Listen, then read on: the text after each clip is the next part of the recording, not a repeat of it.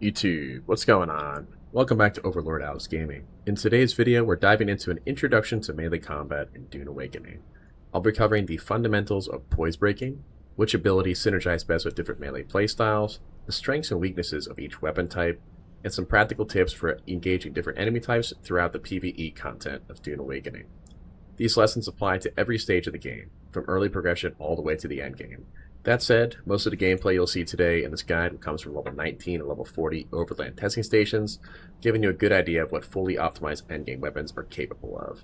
Whether you're just starting out, or making your first melee build, or looking to improve your combat efficiency, this guide should give you a solid foundation to work with, so let's jump right into it. Before we do a deep dive on the 4 melee weapon types, let's talk about Poise Breaking. There are several ways to break an enemy's poise in Dune Awakening. The most common is by landing sustained, light, and heavy attacks until their poise breaks and or they're gassed out of stamina, opening them up for a Slowblade attack and any bonus damage applied from techniques like a Manipulate Instability or Specialization Tree damage applied from Sabotage that will also apply bonus damage. The same principle applies to shielded enemies. Once their poise is broken, you can land a Slowblade attack for bonus damage. Outside of normal attacks, you can also stagger enemies using weapons like scatterguns, rocket launchers, and drill shots. And also abilities like knee charge, Shiga Wire Claw, Compel, Crippling Strike, and Weirding Step.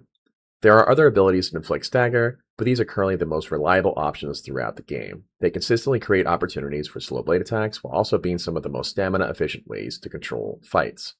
Understanding how to create these openings and managing your own stamina and poise will get you far ahead of the competition and help with progression in Dune Awakening.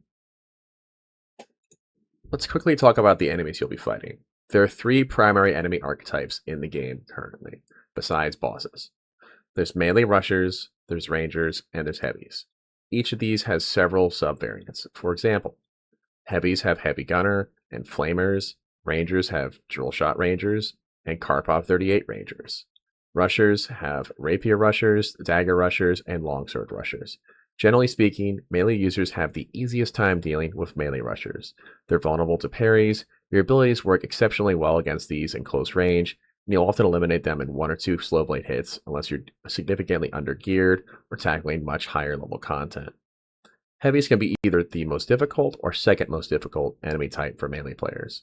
Abilities like Compel and Weirding Step usually allow you to land up to 3 slow blade attacks before they activate Suspensor Blast on an initial engagement. If they're still alive after that point, you'll often find yourself grounded if you're next to the Suspensor Blast, which will allow rangers to quickly strip away your shield. Because of that, I generally recommend prioritizing enemies in this order: melee rushers, rangers, and then heavies. Rangers have a respectable health pool throughout the game, but weaving heavy attacks together with light attacks allows you to dispatch them fairly quickly, especially when you mix in abilities like Crippling Strike or Knee Charge. Once the rangers are dealt with, you can focus entirely on the heavies without worrying about having your shield constantly broken from range. Now that we're a little more familiar with the basic combat mechanics, and a refresher for those that already know this stuff, let's dive into the 4 melee weapon types again. And let's start off with dual blades. Dual blades, from a gameplay perspective, are probably the community favorite. They're flashy, aggressive, and incredibly satisfying to use. To unlock them, you'll need to reach Tier 5 or complete the Chapter 3 storyline to craft the base version. Alternatively, you can obtain the 2 unique Tier 6 variants from Testing Station 136 or the Old Quarry.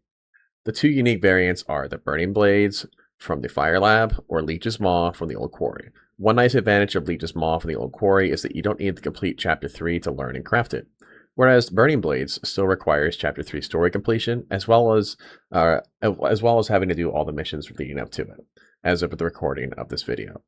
The biggest strengths of dual blades are their wide sweeping attacks, aggressive playstyle, fast shield damage, excellent crowd clearing, respectable boss DPS, and smooth parry animations.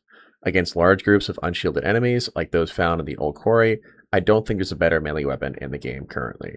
The only real downside is their reach. To get the most out of dual blades, your enemies need to stay close. Chasing mobile bosses or NPCs that survive multiple attack chains can become frustrating, especially in PvP. Overall, I'd rank dual blades 3rd in ease of use. They're incredibly rewarding once mastered, but they have a slightly steeper learning curve compared to the Longsword or the Dagger. Next up is the Dagger. The dagger is essentially the smaller cousin of the longsword. The attack animations feel very similar. The dagger's heavy attack lunge actually covers more distance, making it excellent for closing gaps and much less predictable in PvP.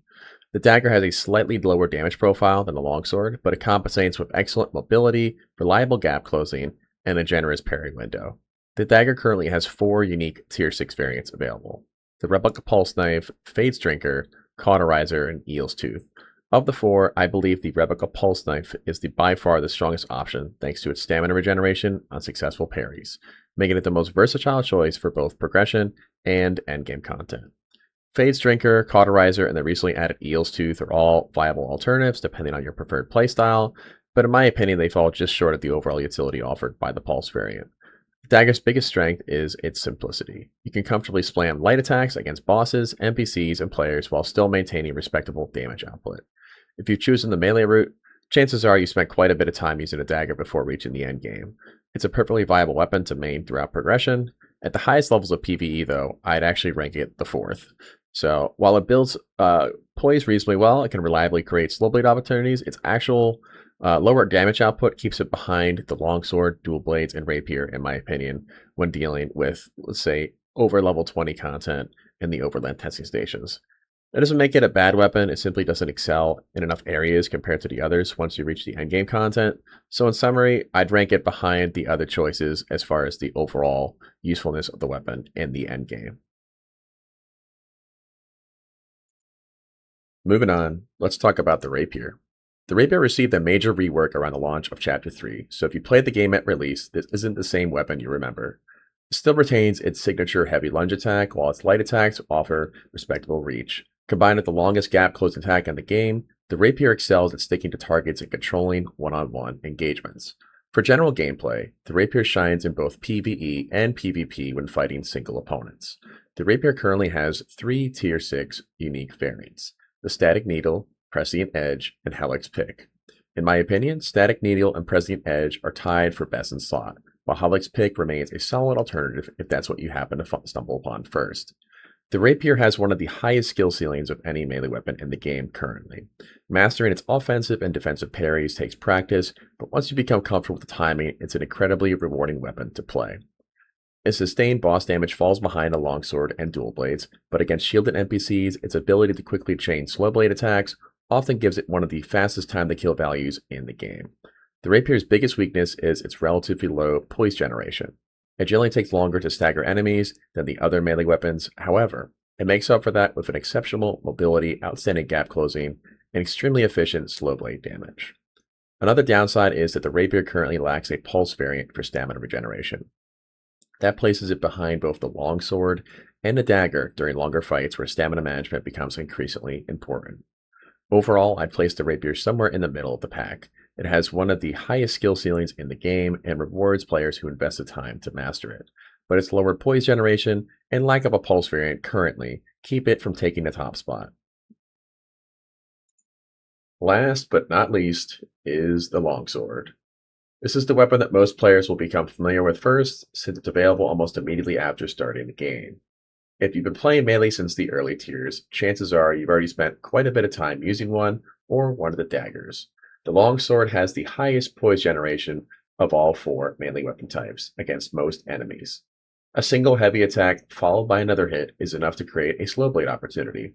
On top of that, it also boasts the highest damage per hit of any of the melee weapons currently in the game. One of the Longsword's biggest advantages is its area of effect parry, allowing you to counter multiple enemies at once. When you're surrounded, this ability alone can completely change the pace of a fight. The Longsword currently has 3 Tier 6 unique variants: the Replica Pulse Sword, Branding Blade, and Spike Hilt Sword. These provide stamina restoration, fire buildup, and bleed buildup on successful parries, respectively. Of the 3, I believe the Replica Pulse Sword is by far the strongest option.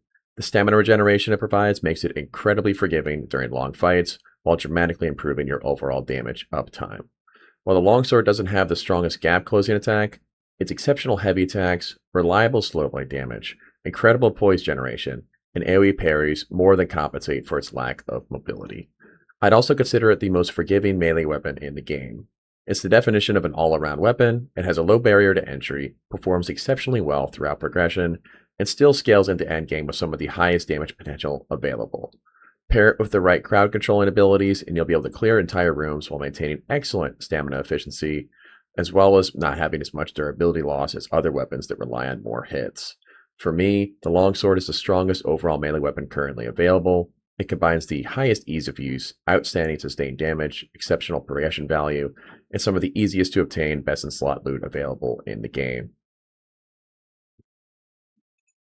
So, my final thoughts after discussing all four of these different melee weapon types are that, as I mentioned just earlier, I place the Longsword as the top contender as far as overall best melee weapon type to use. I'd rank Dual Blades and Rapier tied for second depending on the situation, and I'd put the Dagger as last unless you are a PvP player, in which case I'd rank it a lot higher. I'd rank it either as number 1 or number 2. Now, that's just my opinion based off of hundreds of hours of playing Melee throughout progression and the end game. The great thing about Dune Awakening is that every Melee weapon is capable of completing all of the game's content. A lot of your success comes down to understanding each weapon's strengths, choosing the right abilities to complement your build, and consistently creating slow blade opportunities on opponents that have a shield. If you're just getting into Melee, I'd recommend starting with the Longsword. It's the easiest weapon to learn, incredibly forgiving, and performs exceptionally well from the beginning of the game all the way to the end game. Once you're comfortable with the fundamentals, branch out into the Rapier or Dual Blades once you unlock them if their playstyles appeal to you. I'd love to hear what your rankings would look like, so let me know down in the comments which melee weapon you're currently maining and which one you think deserves the top spot. If you found this guide helpful, be sure to drop a like and a comment and a subscribe. It really helps support the channel and lets me know you'd like to see more deep dives into stuff like this in the future. Thanks for watching, and I'll see you on the next one. Take care of yourselves, and peace.